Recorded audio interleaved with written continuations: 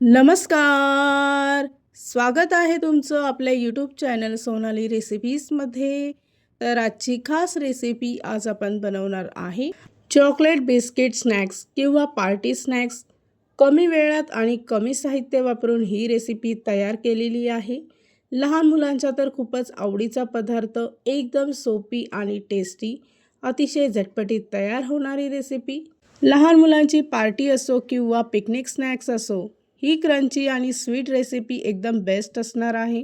चला तर मग या रेसिपीसाठी लागणारे संपूर्ण साहित्य व कृती पाहून घेऊ.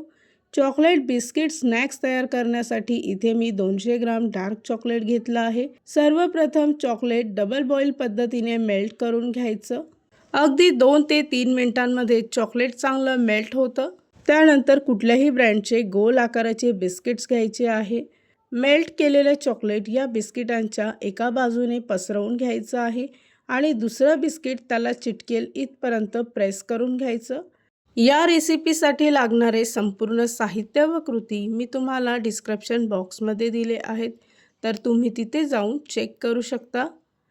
तयार केलेलं बिस्किट आपण मेल्ट केलेल्या चॉकलेटमध्ये डीप करायचं आणि संपूर्ण बाजूने चॉकलेट चांगलं कोटिंग करून घ्यायचं आहे. त्यानंतर कोट केलेलं बिस्किट एका बटर पेपरवर ठेवायचं आहे.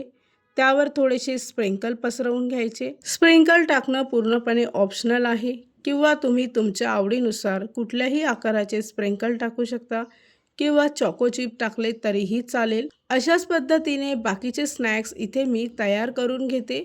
तयार केलेले स्नॅक्स 5 मिनिटासाठी डीप फ्रीझरमध्ये ठेवायचे आहे. 5 मिनिटात लगेच ते सेट होतात. इथे आपले चॉकलेट बिस्किट स्नॅक्स तयार झाले आहे. त्यानंतर इथे मी तुम्हाला एक पीस कट करून दाखवते. तुम्ही आतपर्यंत पाहू शकता. एकदम क्रंची चॉकलेट बिस्किट तयार झाला आहे.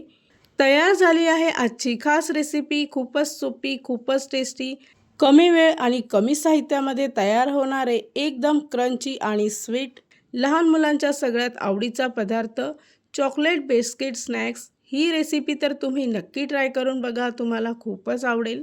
आणि जर का तुम्हाला हा आजचा व्हिडिओ आवडला असेल तर प्लीज लाईक, शेअर आणि कमेंट करा.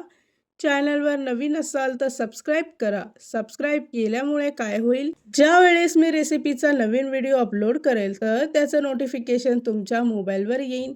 आणि पुन्हा भेटूया आपण अशीच एक रेसिपी घेऊन.